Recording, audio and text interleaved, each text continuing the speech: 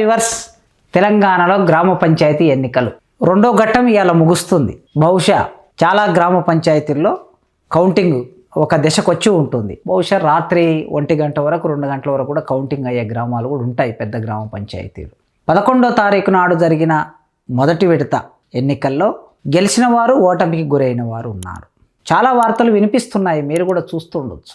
గ్రామ పంచాయతీ ఎన్నికల్లో సర్పంచ్గా పోటీ చేసిన ఒక వ్యక్తి ఓడిపోయిన తర్వాత నేను ఆత్మహత్య చేసుకుంటానని సెల్ టవర్ ఎక్కాడని, మరో వ్యక్తి ఓడిపోయిన తర్వాత నేను ఓట్లకు డబ్బులు ఇచ్చాను, మీరు నాకు ఓటు వేశారా లేదా అనే విషయాన్ని ఈ దేవుని మీద ప్రమాణం చేసి చెప్పాలని దేవుని ఫోటో పట్టుకొని ఇల్లు తిరుగుతున్న వార్తలు కూడా మన దగ్గరికి వస్తూ ఉన్నాయి.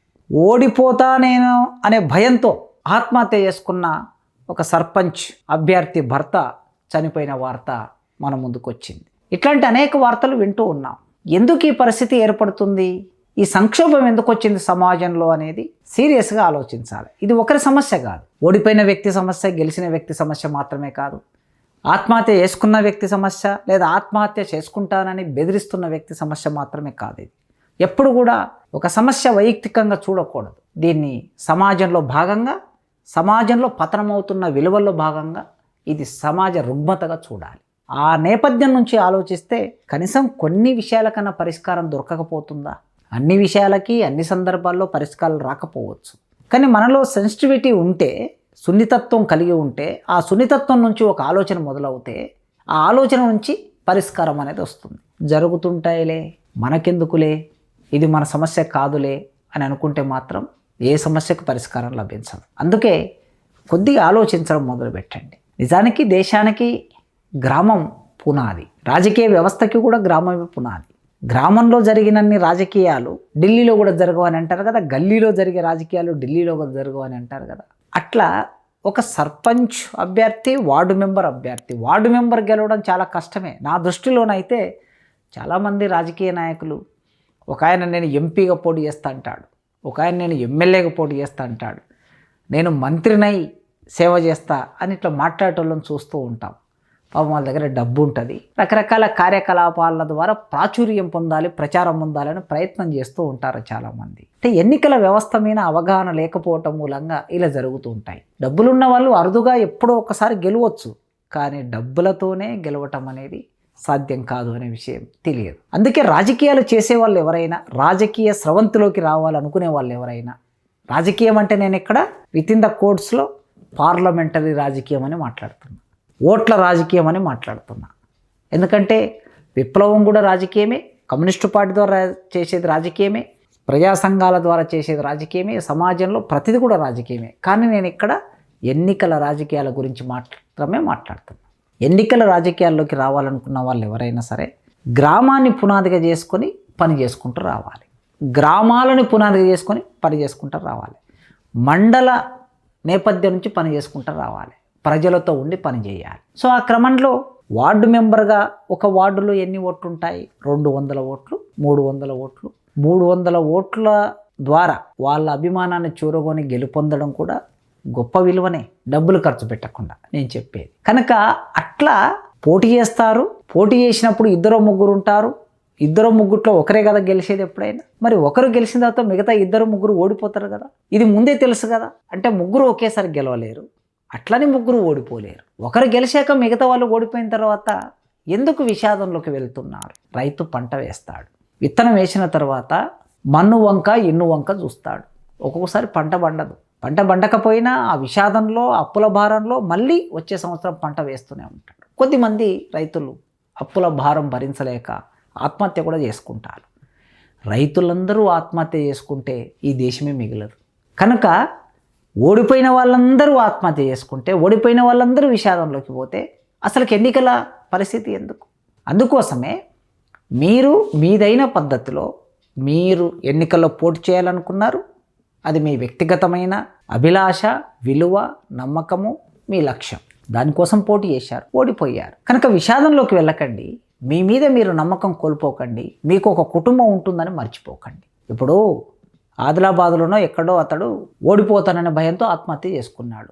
నిజంగా గెలిస్తే ఉంటే గెలిచేవాడేమో తెలియదు కదా. భార్యను నిలబెట్టాడు, అతను ఆత్మహత్య చేసుకున్నాడు. ఇప్పుడు కుటుంబం ఏమైపోయింది?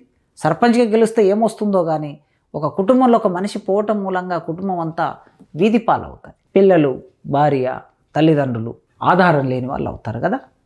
అందుకే కాస్త నిదానంగా ఆలోచించండి. దేనినైనా సరే స్థిమితంగా ఆలోచించండి. ఈ సున్నితత్వంలో కొట్టుకుపోయే పరిస్థితి లేకుండా గుండెను నిబ్బరం చేసుకొని ఆలోచించండి. ఎన్నికల కోసం ఖర్చు పెడుతున్నారు. ఎందుకు ఖర్చు పెడుతున్నారు? ఈ మధ్య ఎక్కడో సభలో విన్నాను నేను, ఈ రాష్ట్ర ముఖ్యమంత్రి అంటున్నాడు, మీకు నేను కోట్ల రూపాయలు గ్రామాలకు ఇచ్చేది లేదు, అనవసరంగా మీరు డబ్బులు ఖర్చు పెట్టి ఎన్నికల్లో వృధాగా అప్పుల పాలు కాకండి అని అన్నాడు. ముఖ్యమంత్రి చెప్తున్న తర్వాత కూడా ఎందుకండి, మీరు ఇద్దరో ముగ్గురో క్యాండిడేట్స్ మీరు పోటీ చేస్తారు కదా, ఎవరికి డబ్బులు ఇవ్వకండి, అప్పుడు ఓట్లు వేసిన వాళ్ళే వేస్తారు. కనుక డబ్బులు ఇవ్వకుండా ఓట్లు వేయించుకుంటే వేసిన వాళ్ళు ఎంత శాతమైనా వేశాక ఆ శాతంలో గెలిచిన వాళ్ళు గెలుస్తారు, ఓడేవాళ్ళు ఓడతారు.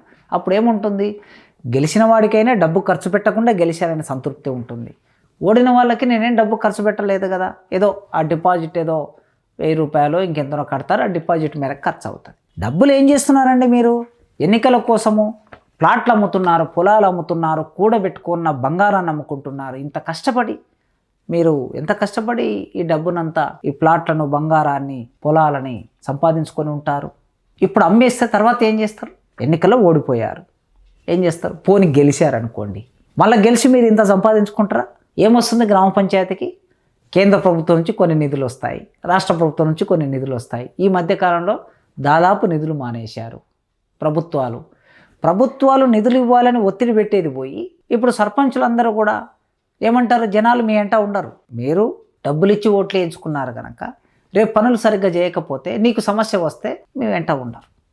అందుకోసమే ప్రజల అభిమానాన్ని చూరగొని ఎన్నికల్లో పాల్గొంటే ప్రజలు కూడా మన వెంట ఉంటారు. రేపు మీరు కేంద్ర ప్రభుత్వం మీదైనా రాష్ట్ర ప్రభుత్వం మీదైనా సర్పంచులందరూ ఒక 12-13 వేల మంది సర్పంచులు రోడ్డు మీదకి వచ్చి పోరాటం చేస్తే, మీ గ్రామంలో ప్రజలు కూడా మీకు అండగా ఉంటే అప్పుడు గ్రామ పంచాయతీకి నిధులు పెరుగుతాయి, నిధులు వస్తాయి. కనుక మీరు ఇన్ని డబ్బులు ఖర్చు పెట్టి ఎన్నికల్లో గెలిచారు. ఓ 20 లక్షలు 30 లక్షలు ఖర్చు పెట్టి ఎన్నికల్లో గెలిచారు. గెలిచిన తర్వాత ఏం చేస్తారు? గెలిచిన తర్వాత మీరు 30 లక్షలు 50 లక్షలు సంపాదించుకునే నిధులు గ్రామానికి వస్తాయా? మనం గత 10 ఏళ్లలో చూసాం. రోడ్డు వేసిన వాళ్ళకి రోడ్డు బిల్లు రాలే, నల్లాలు పెట్టిన వాళ్ళకి నల్లాల బిల్లు రాలే, శానిటేషన్ బిల్లు రాలే, లేదా ప్రహారీ గోడలు కట్టించిన వాటికి బిల్స్ రాలే, చాలా వాటికి బోర్ వేస్తే కూడా బోర్ బిల్స్ రాలే. ఇవన్నీ రాక అప్పుల పాలై 20 లక్షలు అప్పుల పాలై చచ్చిపోయిన వాళ్ళు చాలామంది ఉన్నారు గతంలో. మరి మీరు కూడా అదే పరిస్థితులకు ఎందుకు నెట్టబడతారు? కొన్ని చోట్ల అయితే ఎస్సీ రిజర్వేషన్ వచ్చిన చోట్ల అభ్యర్థులు, ఎస్సీలు సాధారణంగా డబ్బు లేని వాళ్ళు చాలా ఎక్కువ మంది ఉంటారు, వేరే వాళ్ళ మీద ఆధారపడవలసి వస్తుంది.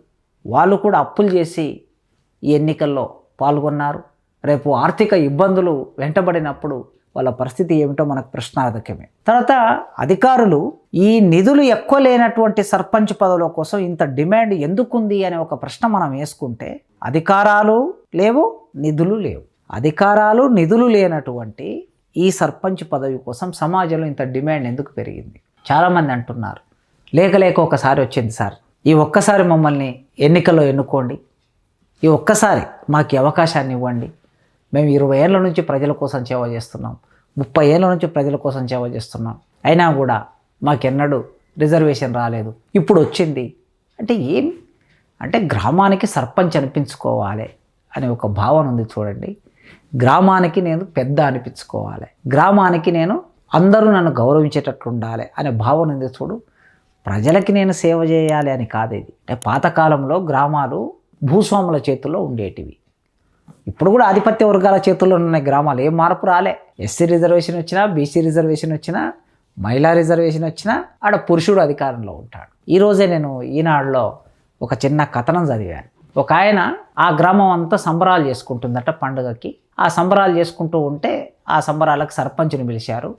సర్పంచ్ వచ్చాడు, ఇచ్చిన సమయానికి వచ్చాడు, 4 మాటలు మాట్లాడాడు, సన్మానం చేశారు, వెళ్ళిపోయారు. పక్కూరు నుంచి బంధువుగా వచ్చిన ఒక వ్యక్తి, అబ్బాయి మీ ఊళ్ళో సర్పంచ్ చాలా మంచివాడులాగున్నాడే, సమయానికి వచ్చాడు, సమయం ఇచ్చాడు, మంచిగా మాట్లాడాడు అని అన్నారట. అంటే ఆయన ఆ మాట అనగానే, అబ్బే సర్పంచ్ ఈయన కాదండి, వాళ్ళ భార్య అని ఇతను అన్నాడట. అతను ఆశ్చర్యానికి గురయ్యాడు. భార్య సర్పంచ్ అయితే భార్య కదా రావాల్సింది, భర్త వచ్చి సన్మానం చేసుకొని పోయాడు. అంటే ఏ కార్యకలాపాలకైనా భర్తనే వస్తాడట. కనుక మహిళలను నిలబెడతారు భర్తలు, అధికారం చెలాయిస్తారు. ఎస్సీలను నిలబెడతారు, ఆధిపత్య వర్గాలు అధికారం చెలాయిస్తారు. బీసీలను నిలబెడతారు, ఆధిపత్య వర్గాలు అధికారం చెలాయిస్తారు. ఆధిపత్య వర్గాలు లేని చోట ఎస్సీలను పెట్టి బీసీలు అధికారం చెలాయిస్తారు. ఇదే పరిస్థితి కొనసాగుతుంది. కనుక అధికారాలు నిధులు లేని వాటి కోసం ఇంత ఆలోచన ఉంది అని అంటే దానికి అర్థం ఏంటంటే మన మెదడులో ఎక్కడనో ఈ ఫ్యూడల్ భావజాలం, భూస్వామ్య భావజాలం, నేను అందరికన్నా అధికారిని, సర్పంచ్ను, పెద్ద, అందరూ నా దగ్గరికి రావాలి అనే భావజాలం నుంచి ఇది ఇంతగా పరివ్యాప్తి అవుతుందేమో కూడా ఒకసారి మనం ఆ ప్రశ్న వేసుకొని ఆలోచించాలి. ఇప్పుడు ఓడిపోయిన వాళ్ళు డబ్బులు కోల్పోయినారు. ఈ డబ్బులు కోల్పోయినటువంటి వాళ్ళని ఎవరు ఆదుకోవాలి? ఎవరు వీళ్ళని సాంత్వన చేకూర్చాలి? కనుక ఇప్పుడు మనం మళ్ళీ ఎవరైనా సరే వాళ్ళు మన బంధువులో, మన మిత్రులో, మన ఊరివాడో, మనకు తెలిసిన వాడో అయి ఉంటాడు కదా. అట్లాంటి వాడిని గుండె ధైర్యం చెప్పి నిలబెట్టవలసిన బాధ్యత కూడా మన మీదే ఉంది, మిత్రుల మీద ఉంది. అందుకే మీరు చూడండి, గ్రామంలో కూడా మద్యం పారించి, డబ్బులు పారించి ఇలా ఎన్నికలని చాలా కాస్ట్లీగా మార్చటం అనేది, ఖరీదుగా మార్చటం అనేది సరైంది కాదు. మొత్తం ఎన్నికల వ్యవస్థని కలుషితం చేసేశారు. కేంద్రం నుంచి మొదలు పెడితే కింది వరకు ఎమ్మెల్యే ఎలక్షన్లు, ఎంపీల ఎలక్షన్లు, సర్పంచ్ ఎలక్షన్లు అన్నిటినీ ఖరీదుగా మార్చేశారు. సో రాను ఈ డబ్బు ప్రవాహాన్ని మనం ఆపకపోతే, అడ్డగించకపోతే ఇక రానున్న కాలంలో సామాన్యులు ఎన్నికల్లోకి వచ్చే అవకాశమే ఉండదు. ఇప్పుడు గెలిచిన వాళ్ళలో ఏ పార్టీల వాళ్ళు ఎంతమంది గెలిచారని లెక్కలు చెప్పుకుంటున్నారు. ఎవరికి వాళ్ళు మేము ఎక్కువ గెలిచామంటే మేము ఎక్కువ గెలిచామంటున్నారు. ఇప్పుడు మనం చేయవలసింది అధికారంలో ప్రభుత్వాల మీద ఒత్తిడి పెట్టాలి. రాజ్యాంగ సవరణ ద్వారా గ్రామ పంచాయతీ చట్టాలు ఏర్పడి ఆ చట్టాలను సరిగ్గా అమలు చేయలేని పరిస్థితి వచ్చింది. చట్టాలను సరిగ్గా అమలు చేయాలి, సరైన నిధులు ఇవ్వాలి. కేవలం ఆయా గ్రామ పంచాయతీ పరిధిలో ఉన్నటువంటి సహజ సంపదని దోచుకెళ్ళడానికి ఎదురు చూసే పెట్టుబడిదారులు, మల్టీనేషనల్ కంపెనీలు ఉంటాయి. ఎక్కడో ఒక చోట ఏదో ఒక గ్రామ పంచాయతీ పర్మిషన్ అవసరం వస్తుంది. అందుకే మీ పరిమితుల్లో ఉన్న, మీ పరిధిలో ఉన్న వనరులని సరిగ్గా గ్రామానికి ఉపయోగించుకునే పని చేయండి. గెలిచిన వాళ్ళకు కూడా ఒక అప్పీల్ చేస్తున్నా, మీరు ఇప్పటికీ సరే డబ్బు పెట్టి గెలిచారో, డబ్బు లేకుండా గెలిస్తే చాలా సంతోషం. మీరు ప్రజల కోసమే పని చేయండి, సేవ చేయండి ప్రజలకి. ముఖ్యంగా ఇవాళ ప్రజలు ఏం కోరుకుంటున్నారు? ఎక్కువ మంది ఒక 5-6 అంశాలు ఉంటాయి గ్రామం అనగానే. ఈ 5-6 అంశాల్లో న్యాయంగా ఉండండి, నిజాయితీగా ఉండండి. అప్పుడు మీకు ప్రజల మద్దతు ఉంటుంది. నువ్వు డబ్బు ఖర్చు పెట్టినా కూడా పోన్లే, ఈ ప్రజలందరూ నన్ను ప్రేమగా చూస్తున్నారనే ఒక భావన ఉంటుంది. మొట్టమొదలు బడిని సరిగ్గా చూడండి. పాఠశాల, ఒక గ్రామంలో స్కూల్ ఉంటే ఆ స్కూల్ శుభ్రంగా ఉంచండి. తరగతి గదులు ఉండేటట్లు చూసుకోండి, బాత్రూమ్లు ఉండేటట్లు చూసుకోండి. టీచర్లు సరిగ్గా వస్తున్నారా లేదా, పాఠాలు చెప్తున్నారా లేదా పర్యవేక్షణ చేయండి. మీది కూడా బాధ్యతనే, సామాజిక బాధ్యతనే. సమయానికి టీచర్లు వస్తున్నారా లేదా, రోజు సర్పంచ్ స్కూల్కి వెళ్ళండి, పిల్లలతో ఇంటరాక్ట్ అవ్వండి. పాఠాలు మంచి చెప్తున్నారా, టైంకి వస్తున్నారా, మంచి మధ్యాహ్న భోజనం పెడుతున్నారా లేదా. రోజు ఒకసారి సర్పంచ్ వెళ్తున్నాడంటే సహజంగా ఆ గ్రామంలో కొంత పాఠశాలలో మార్పు వస్తుంది. ఇక రెండవది, ఆ గ్రామంలో వైద్యశాల ఉంటే, పెద్ద గ్రామ పంచాయతీలు అయితే ప్రాథమిక ఆరోగ్య కేంద్రం ఉంటుంది. ప్రాథమిక ఆరోగ్య కేంద్రానికి కూడా నర్సులు టైంకి వస్తున్నారా, సమయానికి వాళ్ళు మెడిసిన్స్ ఇస్తున్నారా, మెడిసిన్స్ అందుబాటులో ఉన్నాయా, డాక్టర్లు వస్తున్నారా లేదా, శుభ్రంగా హాస్పిటల్ శుభ్రంగా ఉందా లేదా. రోజు ఒకసారి సర్పంచ్ హాస్పిటల్ సందర్శించనివ్వండి. రోజు ఒకసారి వెళ్ళండి. మీరు వెళ్తే అక్కడికి ఎంతోమంది ఆ గ్రామానికి సంబంధించిన ప్రజలే వస్తారు కదా రోగులుగా.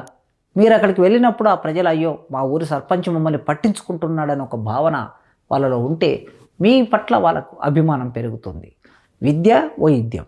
ఇక మూడవది, గ్రామం పరిశుభ్రంగా ఉండటం చాలా ముఖ్యం. అంటే మన చుట్టూ ఉండే వాతావరణం పరిశుభ్రంగా ఉంటే వ్యాధుల బారిన పడకుండా ఉంటారు.